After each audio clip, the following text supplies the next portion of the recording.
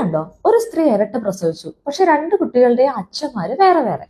വാർത്ത കൊടുത്ത ആൾക്കുണ്ടായ ഞെട്ടലായിരിക്കും വൈദ്യശാസ്ത്രം ഞെട്ടി എന്നൊക്കെ പറഞ്ഞ് പൊലിപ്പിച്ചിരിക്കുന്നത്. എന്നാൽ വൈദ്യശാസ്ത്രത്തിന് ഞെട്ടലൊന്നുമില്ല. സൂപ്പർ ഫെക്കന്റേഷൻ ഒക്കെ നമ്മൾ എത്രയോ മുന്നേ പഠിച്ചിരിക്കുന്നു. അപ്പൊ ചില ഇരട്ട വിശേഷങ്ങൾ.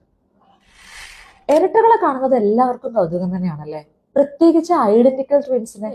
എന്നാൽ നമ്മൾ പൊതുവെ കേട്ട് കൂടുതൽ കാണാറുള്ളത് ഒരുപോലെ അല്ലാത്ത ട്വിൻസിനെയാണ്, അതായത് ഡൈസൈഗോട്ടിക് അഥവാ രണ്ട് ഭ്രൂണങ്ങളിൽ നിന്നുണ്ടാവുന്ന ഇരട്ടകൾ. ഈ ഇരട്ടകൾ എങ്ങനെ വരുന്നത്? നമുക്കറിയാം, ഓരോ സ്ത്രീയും അവരുടെ അണ്ടാശയത്തിൽ നിന്ന് മാസം തോറും ഒരു എഗ് റിലീസ് ചെയ്യുന്നുണ്ടെന്ന്.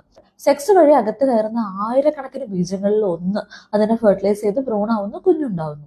എന്നാൽ ചില സമയങ്ങളിൽ ഒന്നിനു പകരം രണ്ട് എഗ്ഗൊക്കെ റിലീസ് ആവാം. ബീജം ഒരുപാടുണ്ടല്ലോ, ഈ രണ്ട് എഗ്ഗും ഒരുമിച്ച് രണ്ട് ബീജം വെച്ച് ഫെർട്ടിലൈസ് ആയി പോയാലോ? ഒരു കുഞ്ഞിന് പകരം രണ്ട് കുഞ്ഞ്. ഇതാണ് ഡൈസൈഗോട്ടിക് ട്വിൻസ്. ഇരട്ടകളാണെന്നേ ഉള്ളൂ, രണ്ടും വ്യത്യസ്ത ഇൻഡിവിജ്വൽ ആണ്. ഒരു ഗർഭപാത്രത്തിനകത്ത് ഒരുമിച്ച് വളരുന്നു എന്നേ ഉള്ളൂ, രണ്ട് വ്യത്യസ്ത അറകളും ബ്ലഡ് സപ്ലൈ ഒക്കെ ആയിട്ട്. രണ്ടും വേറെ വേറെ ആയതുകൊണ്ടാണ് ചിലപ്പോൾ ആണും പെണ്ണും ഒക്കെ ആയി പോകുന്നത്. ഇനി ഇവിടെ ഉണ്ടായത് സൂപ്പർ ഫെക്കന്റേഷൻ. കഷ്ടകാലത്തിൽ അവരൊരു സൈക്കിളിൽ രണ്ട് എഗ് റിലീസ് ചെയ്തു. ഈ രണ്ട് എഗ്ഗും ഫെർട്ടിലൈസ് ആക്കിയ ബീജങ്ങൾ രണ്ടാളുടെ ആയിപ്പോയി. അതായത് ഓവുലേഷൻ ഉണ്ടായ 24 തൊട്ട് 36 മണിക്കൂർ ഇടവേളയിൽ അവർ രണ്ടുപേരുമായിട്ട് സെക്ഷൽ കോണ്ടാക്ട് ഉണ്ടായതാണ് കാരണം. ഈ ഫോട്ടോയിൽ തന്നെ കാണാം അല്ലേ കുട്ടികളുടെ വ്യത്യാസം. ഇതൊരു അത്യപൂർവ സംഭവം കേട്ടോ. ഇനി നമുക്ക് ഏറ്റവും ഇഷ്ടമുള്ള ഐഡന്റിക്കൽ ട്വിൻസ് എങ്ങനെ ഉണ്ടാവുന്നു നോക്കാം. ഇത് കഥ വേറെയാണ്.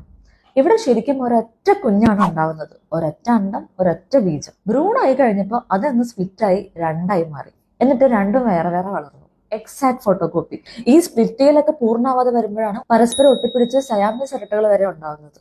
ഇവർ ജനറ്റിക്കലി ഒന്നാണ്. രണ്ടെണ്ണം ആയിപ്പോയെന്നേ ഉള്ളൂ. ഗർഭപാത്രത്തിനകത്ത് ഒരേ ബ്ലഡ് സപ്ലൈ ഷെയർ ചെയ്തിട്ടാണ് വളരുന്നത്. അതുകൊണ്ട് തന്നെ സെക്സ് പോലും സെയിം ആയിരിക്കും. അപ്പൊ കാര്യം പിടിയിട്ടില്ലേ? പക്ഷേ ഇരട്ടകളെ കാണുന്ന ഈ കൗതുകം ട്വിൻ പ്രഗ്നൻസി ആണെന്ന് അറിയുമ്പോൾ ഗൈനക്കോളജിസ്റ്റിനോ അത് അനുഭവിക്കുന്ന മദറിനോ ഉണ്ടാവില്ല. കാരണം രണ്ട് കുഞ്ഞുങ്ങളാവുമ്പോൾ കോംപ്ലിക്കേഷൻസും റിസ്ക്കും അതേപോലെ ഇരട്ടിയാവാണ്, അമ്മയ്ക്കും കുഞ്ഞിനും. മൾട്ടിപ്പിൾ പ്രഗ്നൻസി മുന്നോട്ട് കൊണ്ടുപോകാൻ അത്ര എളുപ്പമല്ല പേഷ്യന്റിനും ഡോക്ടർക്കും. അപ്പോൾ അത്ര സുഖകരമല്ലാത്ത ഈ ഇരട്ട വിശേഷം എല്ലാവരും ഒന്ന് അറിയിക്കില്ലേ? ഷെയർ ചെയ്യണേ.